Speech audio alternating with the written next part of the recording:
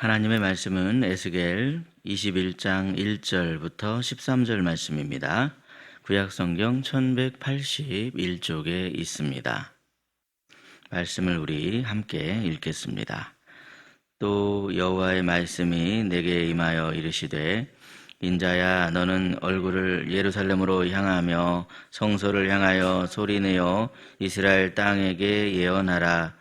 이스라엘 땅에게 이르기를 여호와의 말씀에 내가 너를 대적하여 내 칼을 칼집에서 빼어 의인과 악인을 내게서 끊을지라. 내가 의인과 악인을 내게서 끊을 터이므로 내 칼을 칼집에서 빼어 모든 육체를 남에서 북까지 치리니 모든 육체는 나 여호와가 내 칼을 칼집에서 빼낸 줄을 알지라. 칼이 다시 꽂히지 아니하리라 하셨다 하라. 인자야 탄식하되 너는 허리가 끊어지듯 탄식하라. 그들의 목전에서 슬피 탄식하라. 그들이 내게 묻기를 네가 어찌하여 탄식하느냐 하거든 대답하기를 재앙이 다가온다는 소문 때문이니 각 마음이 녹으며 모든 손이 약하여지며 각 영이 쇠하며 모든 무릎이 물과 같이 약해지리라. 보라 재앙이 오나니 반드시 이루어지리라. 주 여호와의 말씀이니라 하라. 여호와의 말씀이 또 내게 임하여 이르시되 인자야 너는 예언하여 여호와의 말씀을 이같이 말하라. 칼이여 칼이여 날카롭고도 빛나도다. 그 칼이 날카로움은 죽임을 위함이요 빛남은 번개같이 되기 위함이니 우리가 즐거워하겠느냐. 내 아들의 규가 모든 나무를 업신 여기는도다. 그 칼을 손에 잡아 쓸만하도록 빛나게 하되 죽이는 자의 손에 넘기기 위하여 날카롭고도 빛나게 하였도다 하셨다 하라. 인자야 너는 부르짖어 슬피 울지어다. 이것이 내 백성에게 임하며 이스라엘 모든 고관에게 임함이로다. 그들과 내 백성이 함께 칼에 넘긴 바 되었으니 너는 내 넓적다리를 칠지어다. 이것이 시험이라. 만일 업신 여기는 규가 없어지면 어찌할까. 주 여호와의 말씀이니라. 아멘. 오늘도 이른 새벽에 은혜를 사모하여 주님 전에 나오신 여러분의 삶에 하나님이 부어주시는 은총이 가득 넘치시기를 예수님의 이름으로 축복합니다. 오늘 본문의 말씀은 멸망이 임박한 이스라엘을 향한 하나님의 아픈 탄식입니다. 하나님께서는 다시 에스겔 선지자를 통해서 말씀하십니다. 우리 본문 2절 말씀인데요. 2절 말씀 우리 함께 읽겠습니다. 인자야 너는 얼굴을 예루살렘으로 향하며 성소를 향하여 소리내어 이스라엘 땅에게 예언하라. 아멘. 예. 인자야 너는 얼굴을 예루살렘으로 향하고 성소를 향해 예언하라. 이 말씀 속에는 하나님의 슬픔이 담겨 있고 사랑이 녹아져 있습니다. 왜 그렇습니까, 여러분? 이스라엘은 이미 하나님을 잊은 지 오래전입니다. 하나님께서는 수도 없이 이스라엘을 향해 경고하셨지만 그들은 그 경고를 귀담아 듣지 않았습니다. 문제는 그들이 그 경고를 귀담아 듣지 않고 수도 없이 그 막대기를 들어서 톡톡 그리로 가면 안 돼, 그리로 가면 큰일 나 이렇게 말씀하셨는데도 그 말씀 듣지 않고 결국 그들이 하나님께서 예언하셨던 그 심판의 말씀대로 이제 칼이 임박했다 하는 것이 이들의 문제였다는 것이죠. 그래서 장차 임할 심판의 칼에 대한 경고가 너무나도 무섭다는 데 있었습니다. 심판의 칼, 이 지금 오늘 말씀에 쭉 이어지고 있는데 이 심판의 칼은 한마디로 누구도 피할 수 없는 재앙을 의미하는 그런 표현입니다. 그 칼이 휘둘러질 때 그 칼은 의인과 악인을 가리지를 않습니다. 그래서 본문 4절을 보시면요. 의인이나 악인이나 모든 육체가 다 내 칼에 쓰러지리라. 이렇게 지금 말씀을 하고 있는 것을 보게 됩니다. 여러분 이것이 얼마나 비극입니까? 하나님께서 지금 이 심판을 기뻐하시고 원하시는 것이 아닙니다. 그분의 마음이 찢어지십니다. 그래서 6절 이하의 말씀에서 하나님께서는 에스겔에게 이렇게 말씀하십니다. 우리 6절을 함께 읽겠습니다. 시작. 인자야 탄식하되 너는 허리가 끊어지듯 탄식하라. 그들의 목전에서 슬피 탄식하라. 아멘. 예. 하나님께서는 왜 허리가 끊어지듯 탄식하라고 말씀하십니까? 하나님의 마음을 담아서 그렇게 말씀을 전해라. 이렇게 지금 말씀하고 있는 겁니다. 생각해 보시기 바랍니다, 여러분. 에스겔이 슬피 탄식하면서 그렇게 있으면 사람들이 에스겔에게 묻겠죠. 선지자여, 왜 그렇게 우십니까? 이렇게 궁금해하면서 물을 거다라는 겁니다. 그러면 이렇게 가르쳐 주라고 말씀하는 거죠. 지금 심판의 칼이 임박했습니다. 큰일 났습니다. 그렇게 알려주라는 겁니다. 성도 여러분, 이것이 바로 하나님의 마음입니다. 죄로 인해 떠난 백성들 끝까지 포기하지 아니하시는 하나님의 아버지의 사랑입니다. 그분은 마지막 순간까지 눈물로 택하신 자녀들을 부르시고 계십니다. 지금도 마찬가지입니다, 여러분. 오늘도 하나님께서는 우리에게 내 품으로 돌아오라, 내 품으로 돌아오라 그렇게 말씀하십니다. 우리를 너무나도 사랑하시는 하나님의 마음을 잊지 마시고 날마다 죄에서 떠나 하나님 품으로 향하시는 저와 여러분이 되시기를 예수님의 이름으로 축복합니다. 다음으로 8절 이하의 말씀은요, 무시무시한 심판의 칼에 대한 묘사입니다. 그 칼은 번쩍이고 날카롭고 멈추질 않습니다. 그런데 여러분, 아주 중요한 말씀이 여기 본문에 등장합니다.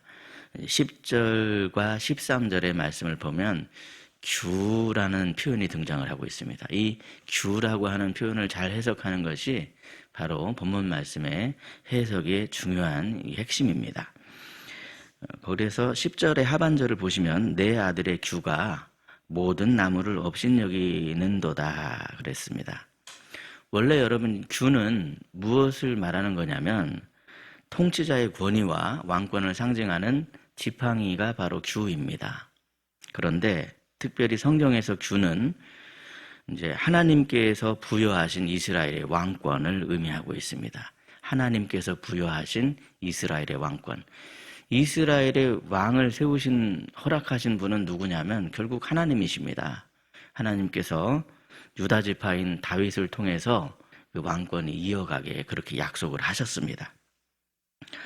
그런데 사실 하나님께서는 이 이스라엘의 왕권이 잘못될 때마다 이스라엘의 그 왕권, 이스라엘을 바로잡기 위해서 주변 나라들을 치는 막대기로 사용을 하셨습니다.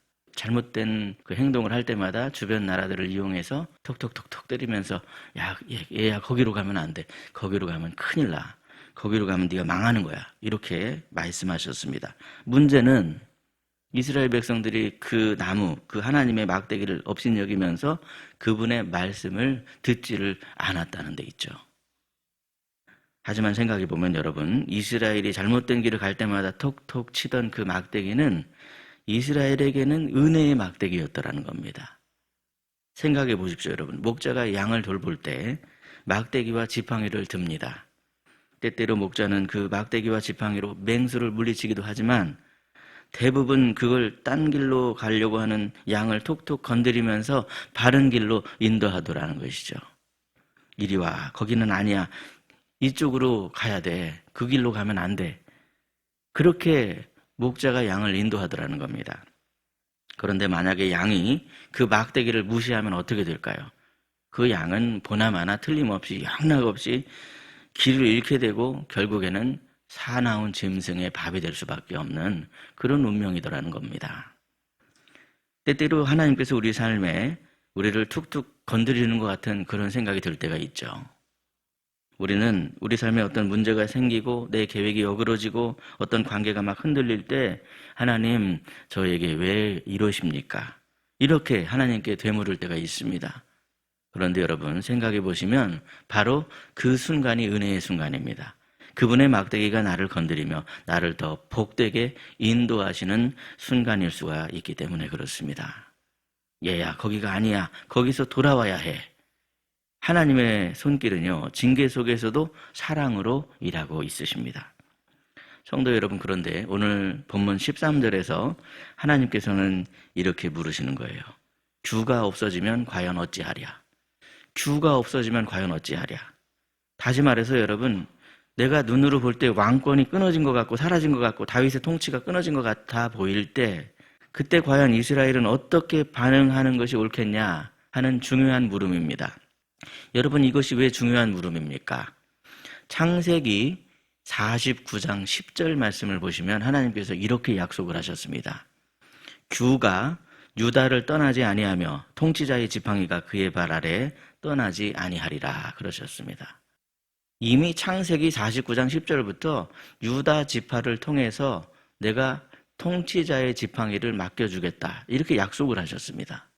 분명히 이렇게 약속을 하셨는데 지금 이스라엘 백성의 상황은 그 규가 없어진 것 같습니다.